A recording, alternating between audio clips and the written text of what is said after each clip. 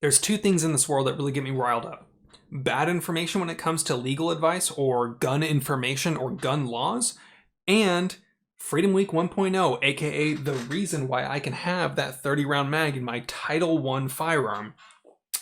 So let's talk about both those things today at once.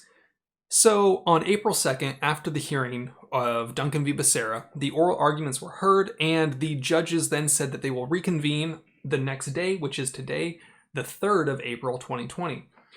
Many people interpreted that as tomorrow at 9 a.m. we will have a decision and you will know whether or not you can have magazines that are 11 rounds or larger. However, that's not the case, and today I want to talk about why I think it's bad to spread misinformation and when we can actually expect to hear about the Duncan v. Becerra decision as far as whether or not we get to continue to buy, sell, keep, import, manufacture, buy, and whatnot large capacity magazines, or if the decision is going to be overturned and we have to get rid of them. Very polarizing differences. Having mags, being forced to get rid of your mags. So we can see why the decision is important to know the difference between what is and isn't happening. I saw on a couple different Facebook groups people saying that, hey, when they said that court will reconvene and we will recess until 9 a.m. on the 3rd, people were saying, oh, they said they're going to talk about Freedom Week tomorrow. No, that is not what happened. People are misinterpreting what actually happened. What actually happened was court was over for the day. They were going to talk about stuff, and then tomorrow they will hear more cases. Tomorrow by today, I mean. So, when people are saying that they were expecting a decision today, I am very against that. When I put out my video, I felt I was very clear that this was going to be a weeks to months decision. This was going to take time. When we look at the history of what amount of time the Ninth Circuit usually takes to make a decision, we see things like several weeks on the low end, up to a full year on the high end. Now, it's probably going to lie somewhere in the middle. Everything that you hear online as far as when something will happen is all speculation. If you hear, and I need to be very, very blunt about this, if you see any internet influencer, myself included, giving you an exact date on when they expect something to happen, that is entirely their own speculation and there is no truth to it. Unless they are an insider and they have some sort of special information that's coming their way from the judges saying, hey, Thursday, keep your eyes posted. We're going to be saying some shit. Do not have a set date in mind.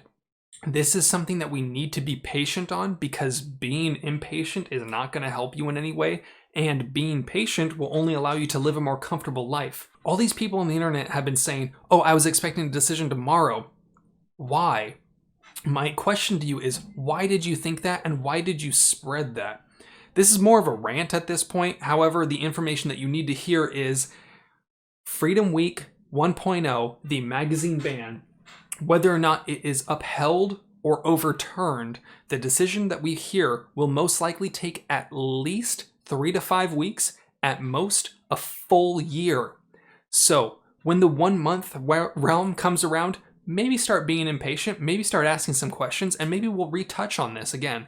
But for now, do not hold your breath. My recommendation right now, if you want to be prepared, go ahead, go to Brownells, go to PSA, throw a bunch of mags in those carts and just say, hey, at some point in time, I might hit checkout, I might hit back order, I might hit order, whatever it is. But currently, don't be whipping out your credit cards trying to get your PayPal information logged in and start ordering stuff because it's not going to be that fast. Unfortunately, it is what it is and it doesn't move quickly when it comes to Second Amendment cases. You need to be ready though. At the same time, while I'm saying don't hold your breath, be prepared.